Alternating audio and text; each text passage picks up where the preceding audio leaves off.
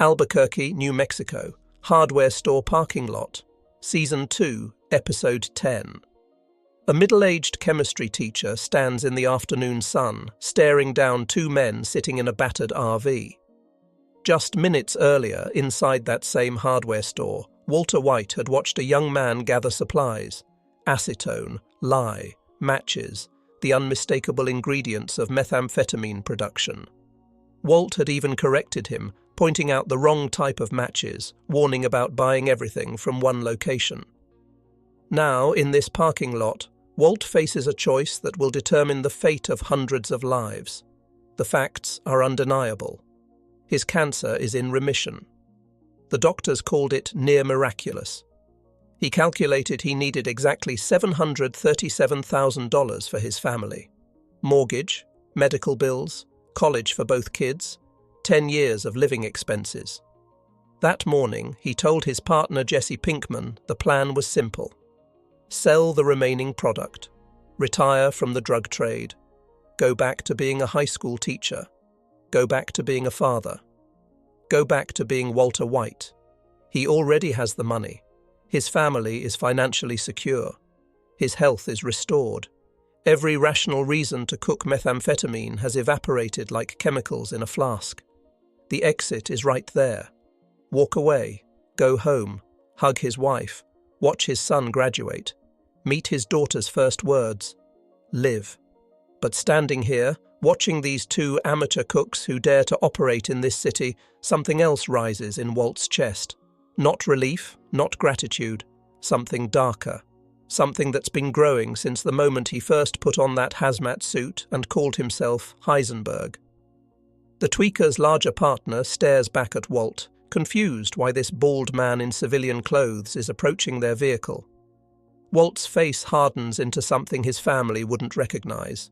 He has a choice to make. Walter White does not walk away. Instead, he moves closer to the RV. His footsteps are deliberate, measured. The larger man climbs out of the vehicle, towering over Walt by at least 4 inches and 50 pounds. He should be intimidating. He should make Walt reconsider. But something has shifted in Walt's posture. His shoulders are back. His jaw is set. His eyes are cold. The words come out steady and clear. Stay out of my territory. The two men exchange confused glances. This middle-aged man in khaki pants and a button-down shirt is claiming territory in the methamphetamine business. The absurdity should be obvious. But Walt's voice carries something that makes them hesitate. Not a threat of violence. Something deeper, a certainty, an ownership, a promise that crossing this line will have consequences they cannot imagine. They climb back into their RV and drive away. Walt watches them disappear down the street, and across his face spreads an expression that Skylar White has never seen on her husband. Grim satisfaction. The look of a man who just defended something precious to him. But what exactly did he just defend? Not his family. They were already protected, not his survival. The cancer is in remission. He defended the one thing he never had in his previous 50 years of life: respect, recognition, power. That morning at breakfast, Skylar had smiled at him with genuine relief. The cancer news meant everything to her. Her husband would live. Their children would have a father. The nightmare was over. She had even thrown a party the previous evening, inviting friends and family to celebrate Walt's remission. During that party, Walt had poured tequila for himself, for his brother-in-law Hank, and then for his 16-year-old son. When Hank tried to stop him, Walt had demanded the bottle back, creating a tense confrontation that only ended when Junior became sick. Everyone assumed it was the stress, the relief of survival manifesting as strange behavior. But Walt knew something they did not. The good news felt like bad news. The prospect of living felt like a loss. Because living meant going back to being Walter White, underpaid chemistry teacher, car wash part-timer, man whose greatest accomplishment was co-founding a company he sold for $5,000 that became worth billions.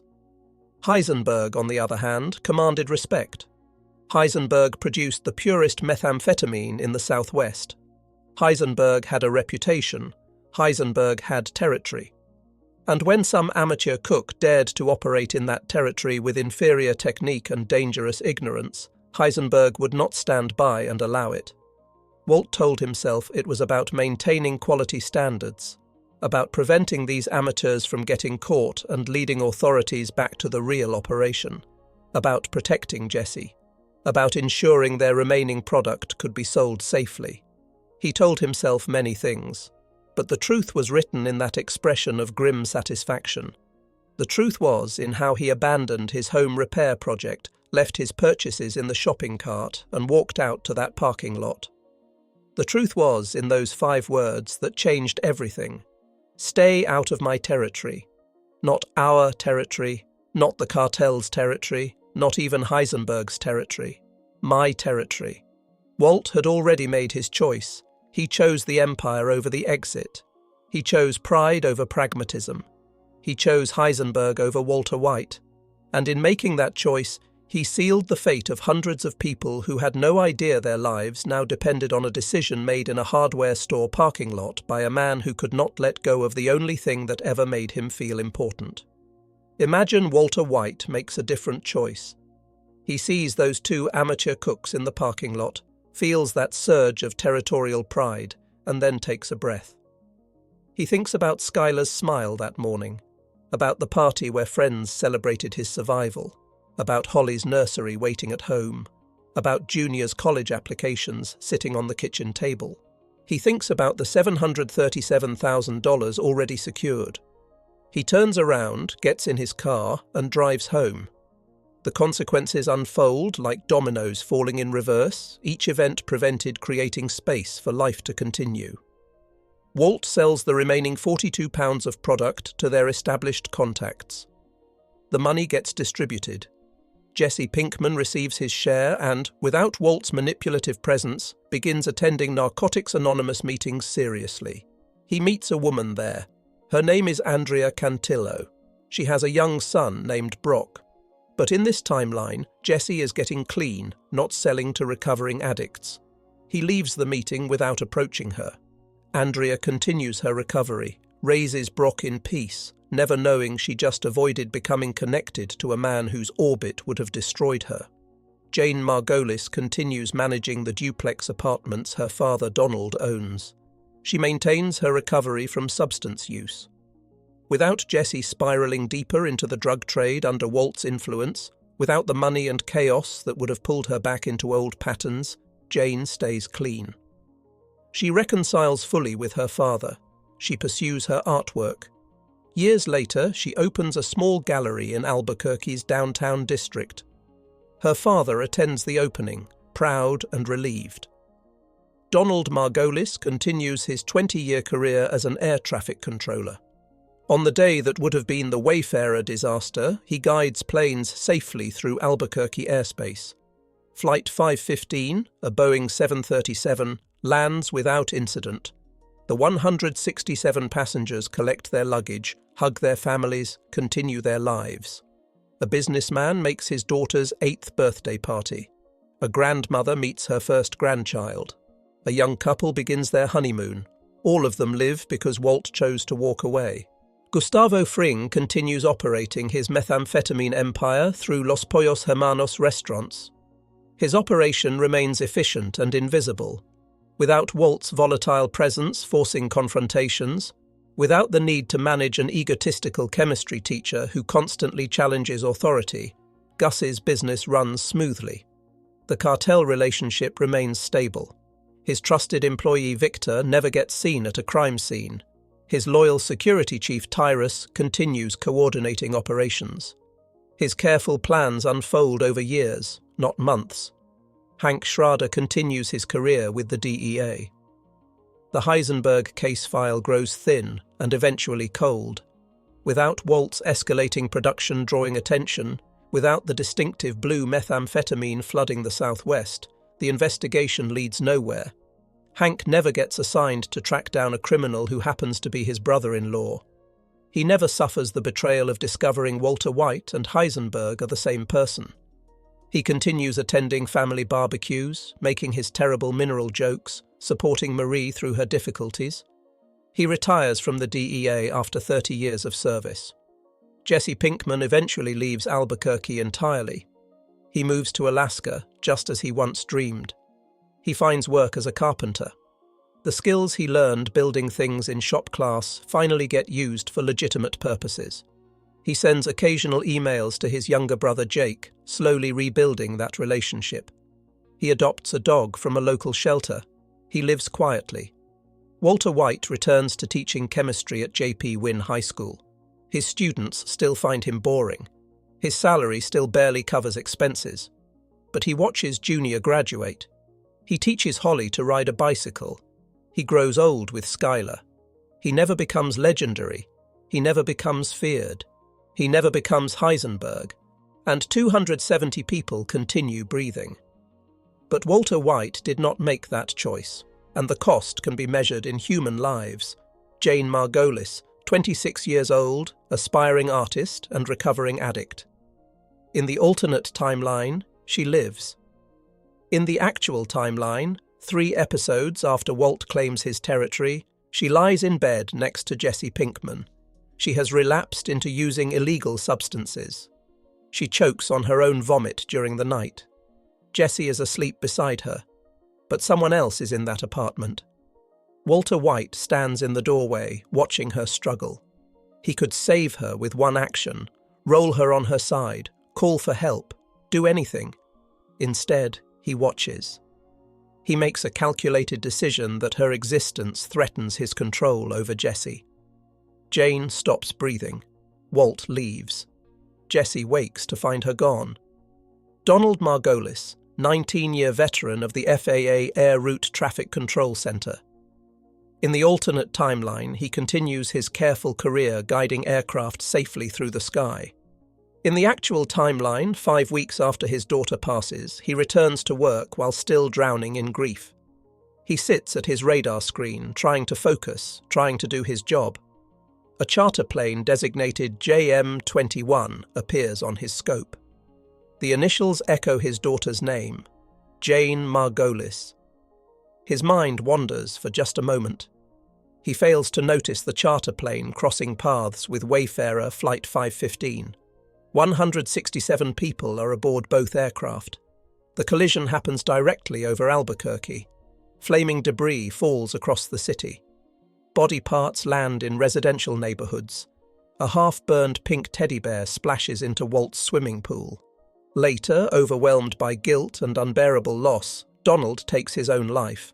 167 passengers had names, families, futures. A mother traveling to see her newborn grandchild. A father returning from a business trip. College students heading home for the summer. Children on their first airplane ride.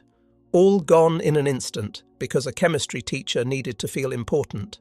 Andrea Cantillo, 24 years old, single mother working multiple jobs to support her young son Brock. In the alternate timeline, she never meets Jesse Pinkman. She raises Brock safely. In the actual timeline, she falls in love with Jesse. She trusts him around her child. That connection makes her a target. Years later, when Jesse tries to escape from captivity, the people holding him need leverage. Todd Alquist drives to Andrea's home. She opens the door, confused to see this stranger. Todd shoots her in the back of the head while Jesse watches helplessly from a vehicle parked across the street. Brock loses his mother. He becomes an orphan because Walt claimed territory in a parking lot. Henry Schrader, known as Hank. DEA agent for over 20 years. Decorated officer. Loving husband to Marie. Brother-in-law and friend to Walt. In the alternate timeline, Hank never discovers that Heisenberg and Walter White are the same person. In the actual timeline, his investigation finally connects the pieces. He takes Walt into custody in the desert. Walt makes a phone call. Jack Welker's gang arrives. A shootout erupts. Hank's partner Stephen Gomez falls first. Then Hank kneels in the sand with a weapon pointed at his head. Walt begs Jack not to do it. Walt offers $80 million to save Hank's life. Hank's final words are defiant. Jack fires. Hank dies in the desert and gets buried in an unmarked hole, his body never returned to Marie for a proper farewell. Mike Ehrmantraut, professional, careful. Grandfather trying to secure his granddaughter's future. In the actual timeline, he survives the cartel, survives Gus's operation, and then makes the mistake of refusing to give Walt what he wants. Walt shoots him by a river. Mike spends his final moments sitting on a rock, bleeding out, telling Walt he ruined everything. The list continues. Gail Bertischer shot in the face, 10 prisoners eliminated simultaneously, a 14-year-old boy on a dirt bike, Gustavo Fring, half his face blown off, Todd Alquist strangled, Jack Welker executed, and finally Walter White himself bleeding on a laboratory floor. The mathematics are undeniable. $737,000 was enough, $80 million was too much, and the difference cost 270 human lives. To understand why Walter White made this choice, we must look backward through his entire life. Every decision in that parking lot was built on 50 years of accumulated resentment. The story begins decades earlier with Gray Matter Technologies. Walt co-founded the company with his friend Elliot Schwartz and Elliot's future wife, Gretchen.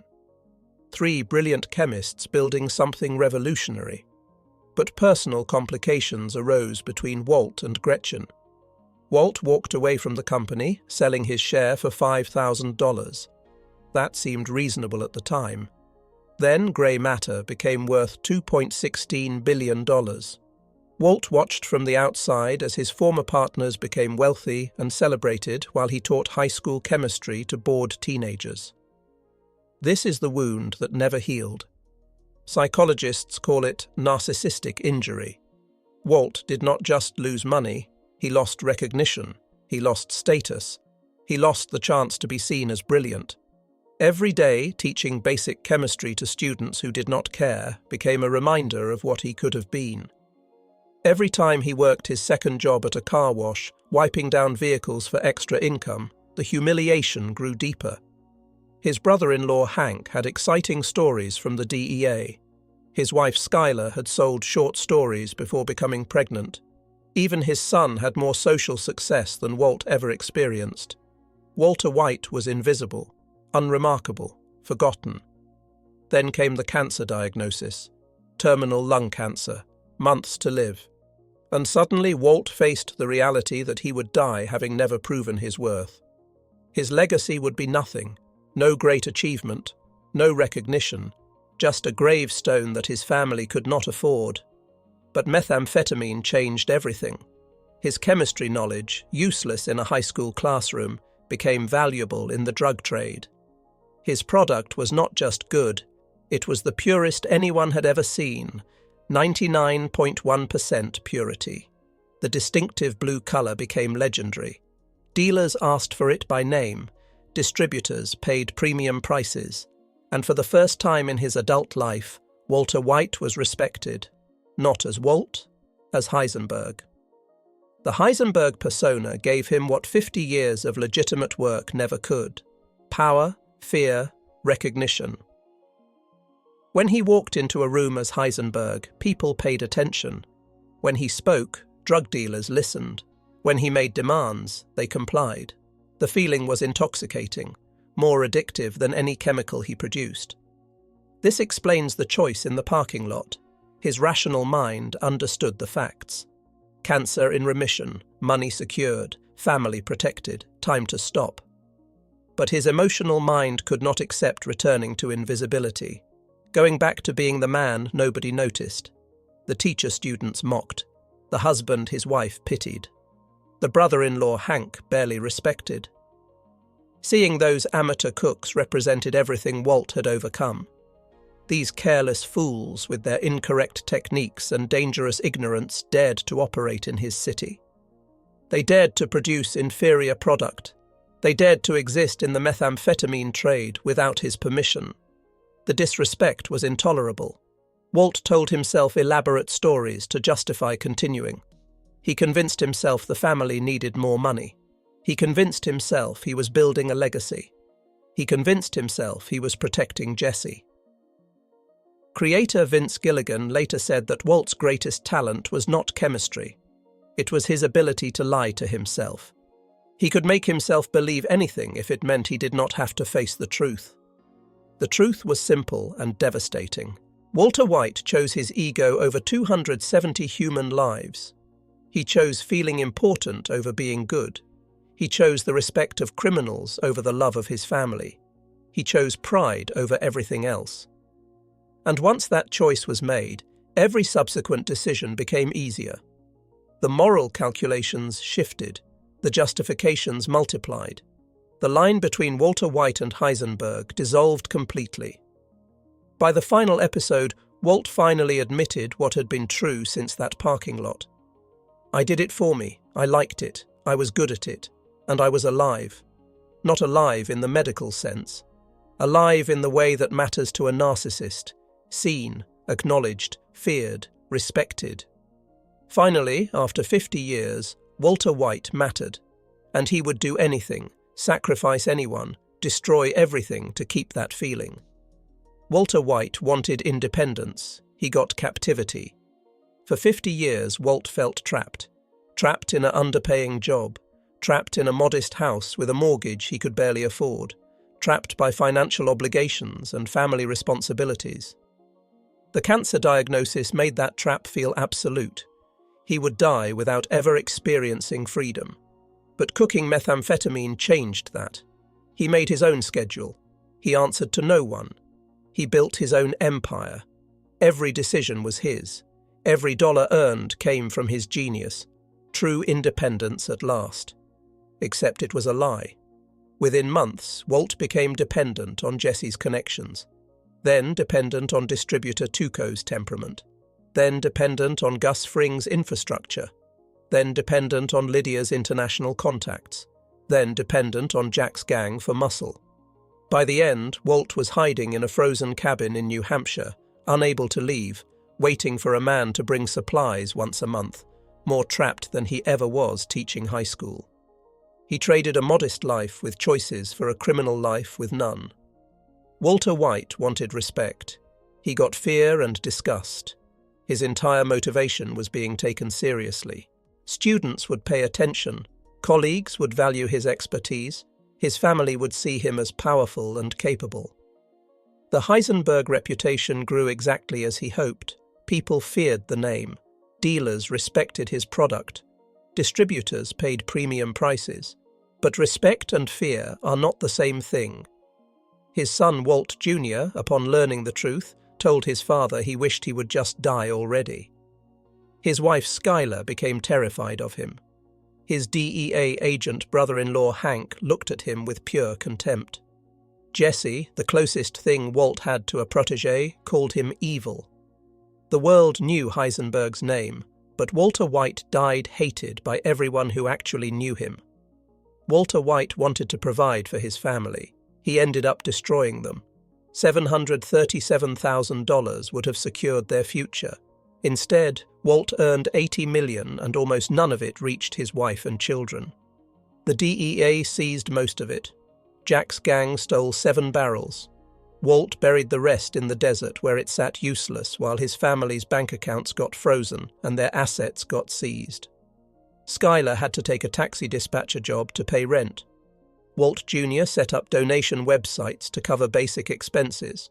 Holly grew up with her father's crimes defining her childhood. Walt achieved the exact opposite of his stated goal. His family ended up with less security, not more. Walter White wanted to build a legacy. He created a cautionary tale. He imagined being remembered as a genius, the brilliant chemist who revolutionized an industry, the man who built an empire from nothing. Instead, his name became synonymous with destruction. Textbooks would use him as an example of how talented people waste their potential. His former students would tell others they were taught by a criminal. Grey Matter Technologies, the company he resented, grew more successful while his own legacy became attached to poison, manipulation, and mass death. History will not remember Walter White as brilliant. History will remember him as a monster who chose pride over humanity. Walter White wanted to feel alive. He earned death. The cancer went into remission after his decision in that parking lot. He could have lived years, maybe decades. Instead, his criminal choices brought the cancer back, brought violence to his door, brought enemies hunting him, and ultimately brought a weapons discharge that ended his life bleeding on a laboratory floor. He survived cancer only to manufacture his own destruction. The irony is absolute. The man who cooked methamphetamine to avoid dying from cancer created a situation that killed him anyway. Every single thing Walter White wanted, he achieved the opposite. He wanted control, but lost it. He wanted power, but became powerless. He wanted to be remembered, but became infamous. He wanted to protect his family, but destroyed them. The universe delivered the cruelest possible joke. It gave Walt exactly what he asked for in the worst possible way. He got his empire. He got his reputation. He got his recognition. And all of it turned to ash in his hands. This story extends far beyond one television character. It reveals something fundamental about human nature that plays out in boardrooms, hospitals, courtrooms, and living rooms every single day. The choice Walter White faced in that parking lot is the same choice countless people face when their ego conflicts with their well-being. Pride might be the most destructive force in human psychology, not anger, not greed, pride, because pride disguises itself as virtue. Walt convinced himself that defending his territory was about maintaining standards, protecting his partner, ensuring quality control. Every destructive choice wrapped itself in reasonable justification. This is how ordinary people commit extraordinary harm. They tell themselves stories where they remain the hero, even as they become the villain. The pattern appears throughout history. Professionals who refuse help because accepting assistance feels like admitting weakness. Executives who drive companies into bankruptcy rather than acknowledge their strategy failed. Parents who destroy relationships with children rather than apologize for mistakes. Partners who choose being right over being happy. The mathematics are always the same. Pride promises respect but delivers isolation.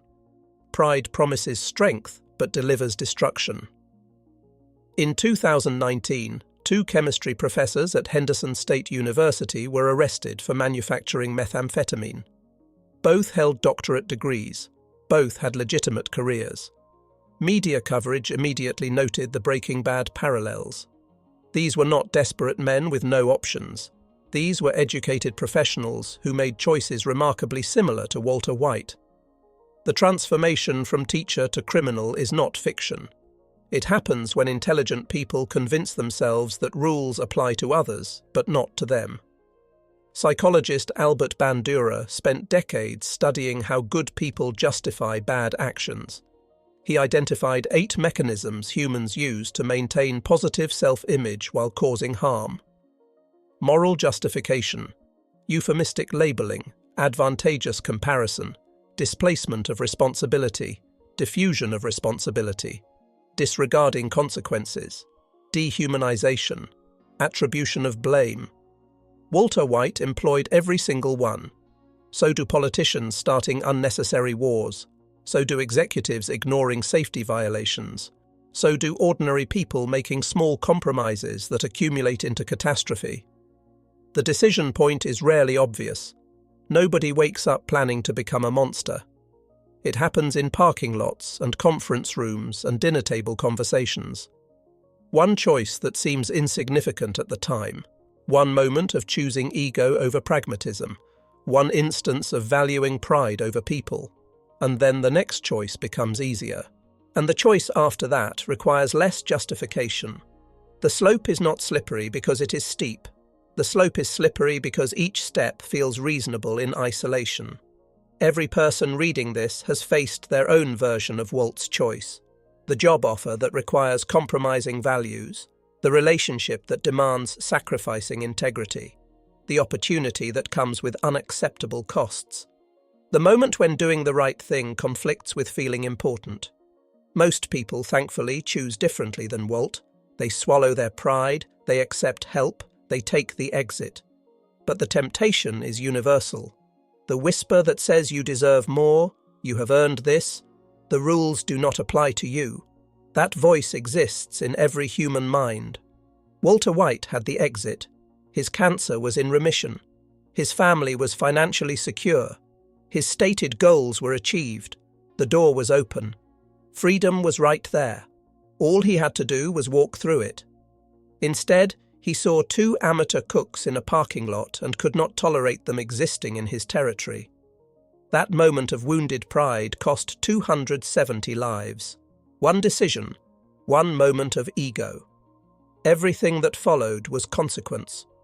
The lesson is not that Walter White was uniquely evil. The lesson is that Walter White was dangerously human.